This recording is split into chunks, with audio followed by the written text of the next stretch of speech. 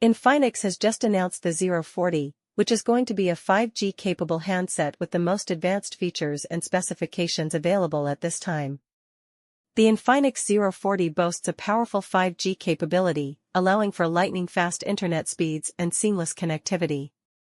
It also comes equipped with a state-of-the-art camera system, a stunning display, and a robust processor, ensuring a smooth and immersive user experience. A bunch of rumors are circulating on the internet these days regarding Infinix's Zero 40, according to which the powerful MediaTek Dimensity 8200 chipset is going to power your new Infinix Zero 40 phone.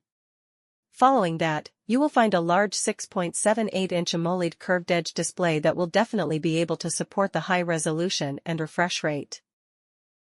Infinix has just announced the Zero 40, which is going to be a 5G-capable handset with the most advanced features and specifications available at this time.